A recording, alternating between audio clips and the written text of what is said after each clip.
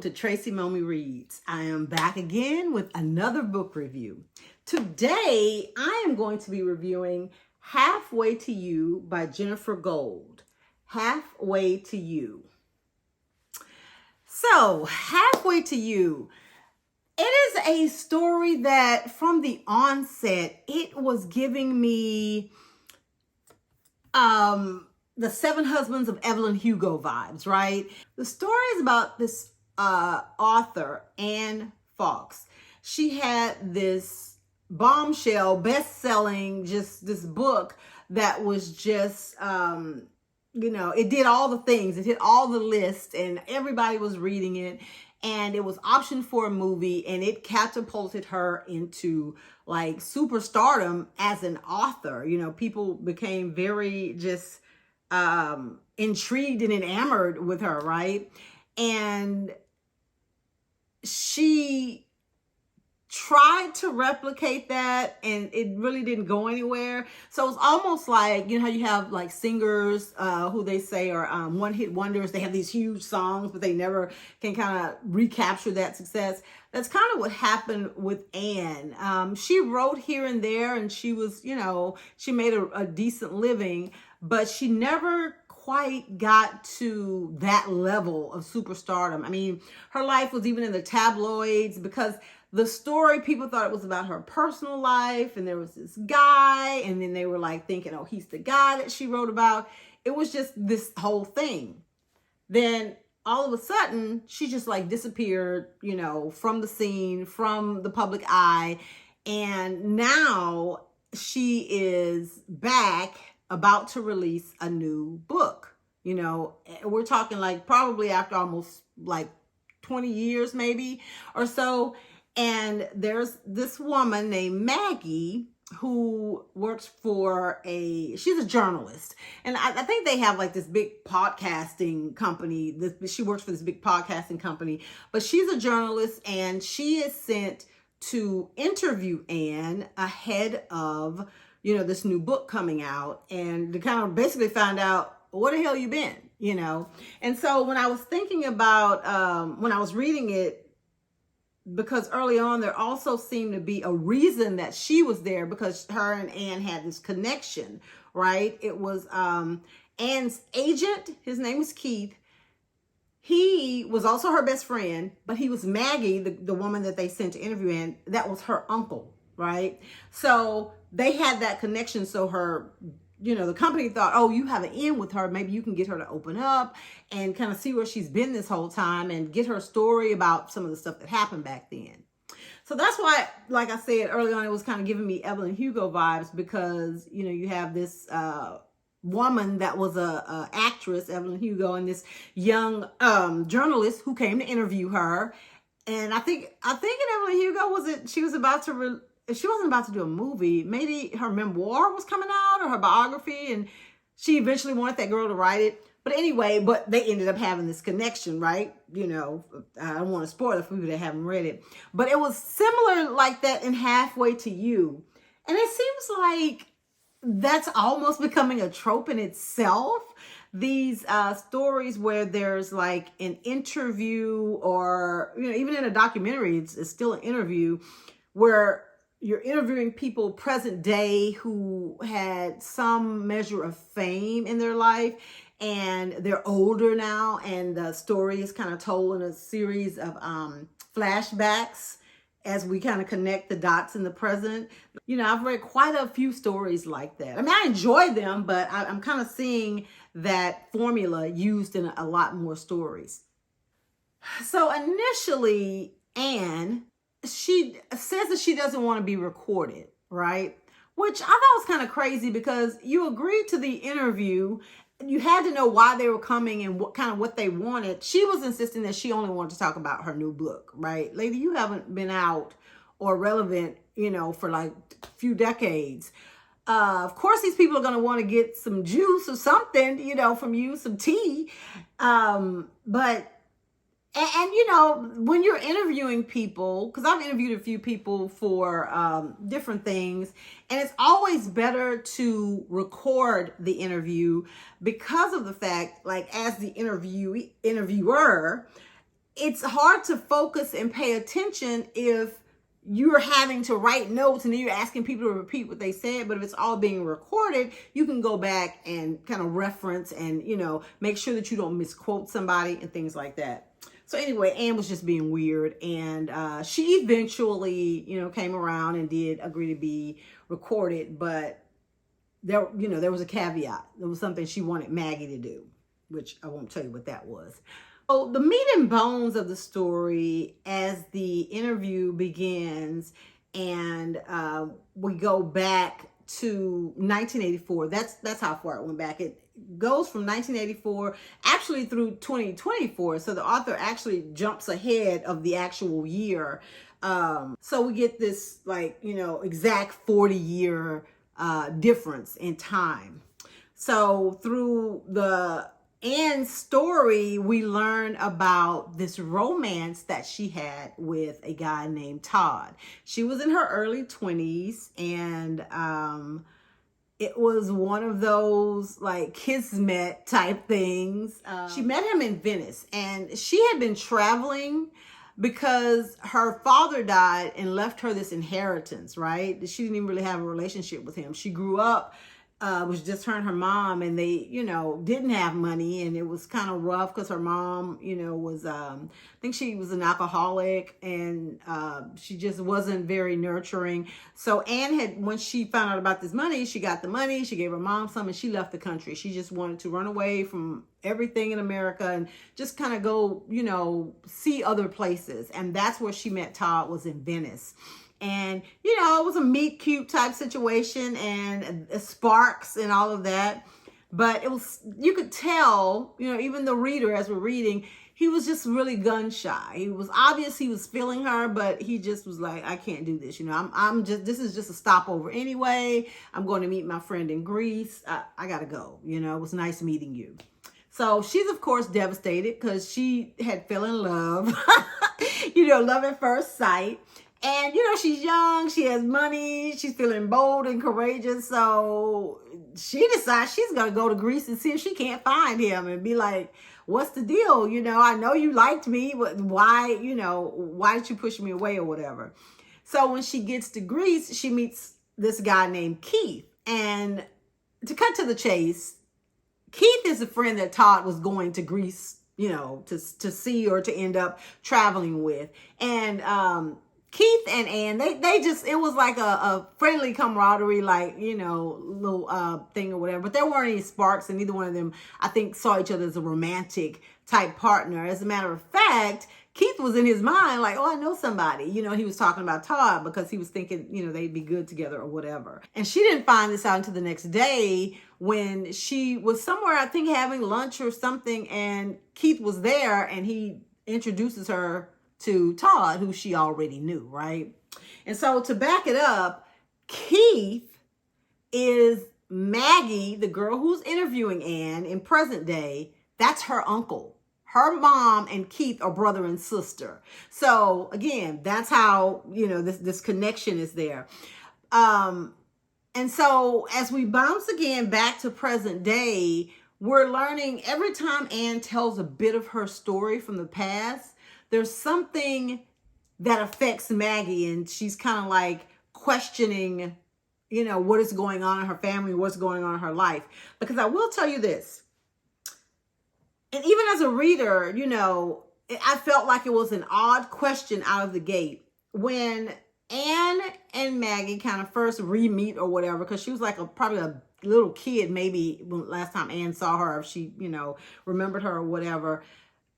And she introduces herself to tell her, who her mom is, and that was Keith's sister. Anne asks Maggie, when she says she's there, she's Tracy and Bob, that was the couple's name, her parents. She's like, are you their biological daughter? And I thought that was very odd. So it kind of set the stage, but it was still kind of, what is happening?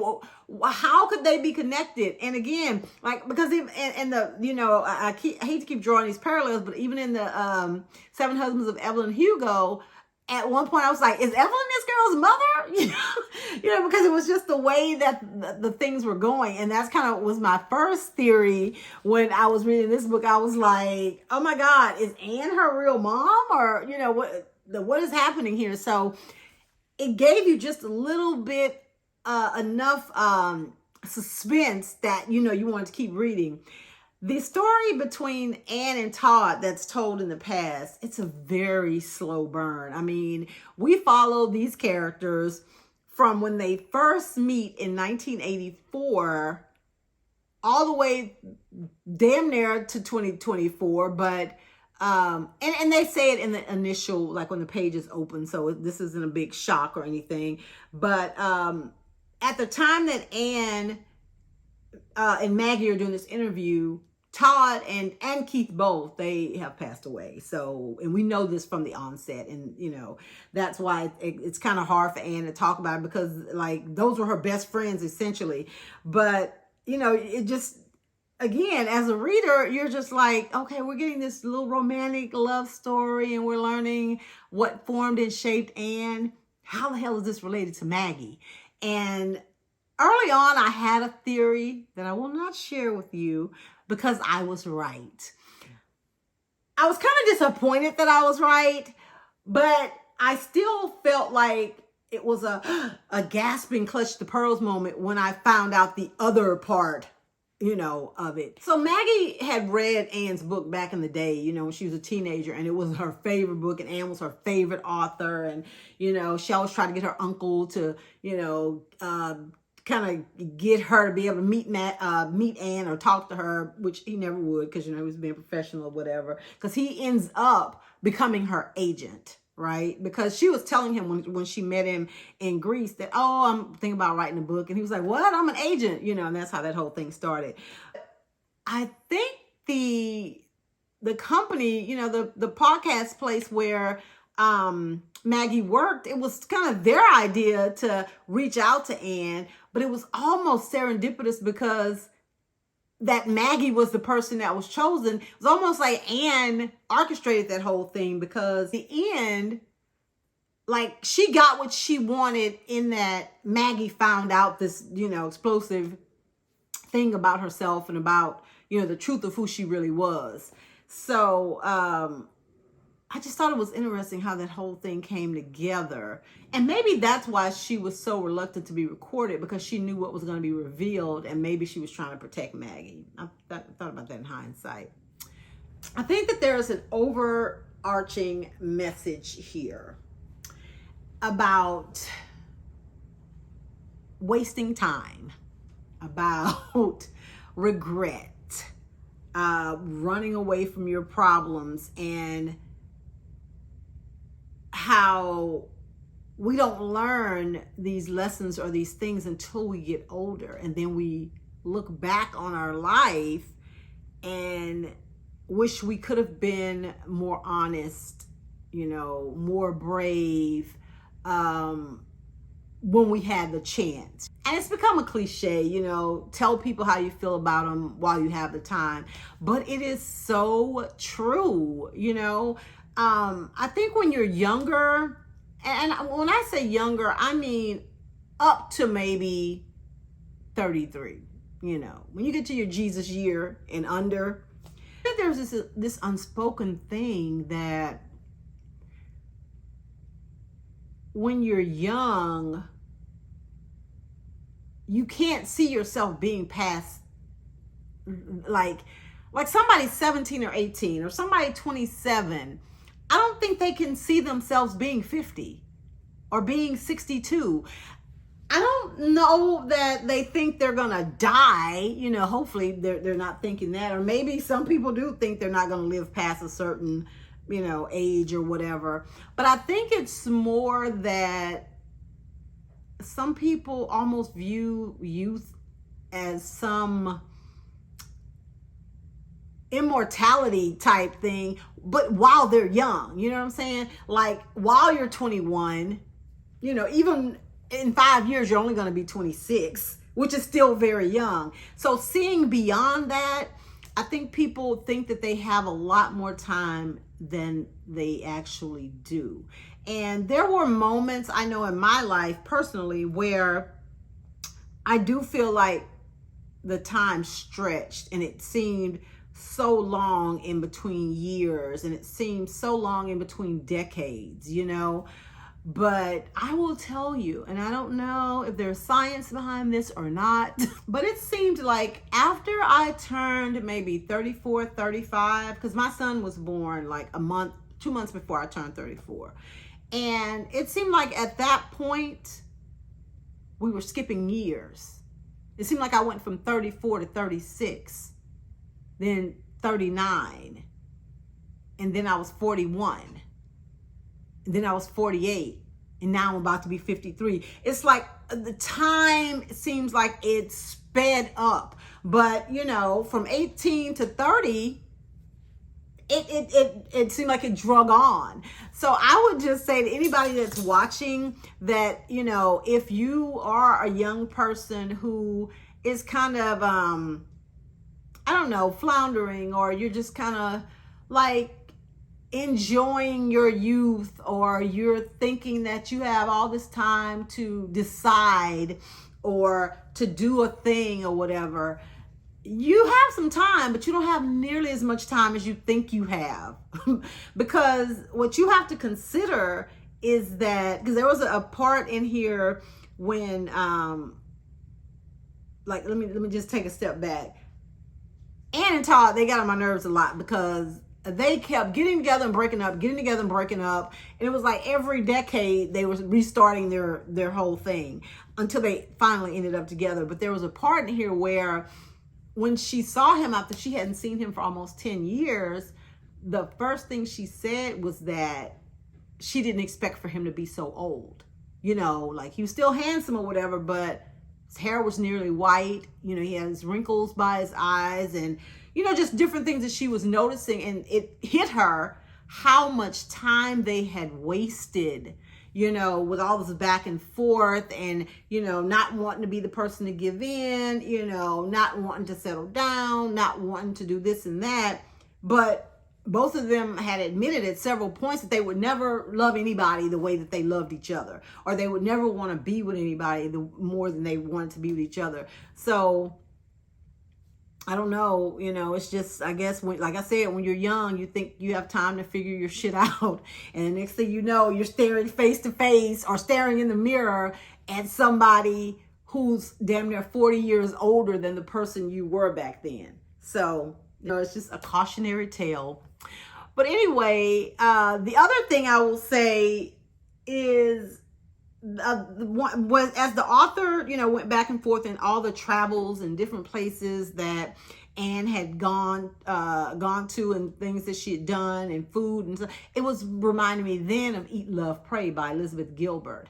And I was like, oh, I want to go there. That sounds amazing, you know. So I wonder if she's like someone who has traveled a lot or whatever, because she, you know, talked about those scenes with a lot of detail that made you feel like you were kind of there traveling with the characters. But overall, I really enjoyed Halfway to You. You know, I'm a sucker for the past present type stories that kind of switch back and forth, if they're done right and if they don't go back too far. I mean, you know, going back to 1984, you know, that's relative because I was born in 1970. So I feel like I could relate, or there would be pop culture references or things that I would get, you know. So it's just for the nostalgia piece of it. And then just kind of seeing how things come full circle. I love stuff like that. So yeah, Halfway to You by Jennifer Gold. If you are someone, first of all, if you enjoyed The Seven Husbands of Evelyn Hugo, Daisy Jones and the Six, Opal and Neb, you know, stories like that kind of chronicle somebody's rise and how they got to where they are, then you'll love, you know, Halfway to You. But if you also love stories that have a romantic element, stories that have a surprise paternity or maternity thing where somebody's kind of finding out who they are, you'll love this. But like I said, just remember, it is a slow burn. There were sometimes some parts you're just like, okay, Let's get to what's going. Let's get out of 2004 and jump back to 2024, so we can figure out what's happening with Maggie. But it all was worth the wait in the end, and it made a lot of sense. So on a scale of 1 to 5 stars, I actually give it a 4.5. Yeah, so check it out. If you have read Halfway to You by Jennifer Gold, I would love to know your thoughts. Let me know about it in the comments, what you thought, what your thoughts were. And if you had figured out what was going on with Maggie, or, what was the biological, Maury results on that one. Thank you guys so much for watching. Make sure you like this video. And if you have not subscribed to my channel, go ahead and get it done now. We are past the 600 mark. Y'all, we're going to get to 1,000. I know we are, because y'all are watching, y'all are, commenting, and things are going well. I think, we're here. So go ahead and hit that subscribe button and that post notification bell so that you don't miss any of my content. Thanks again. And you guys have a great weekend. Bye.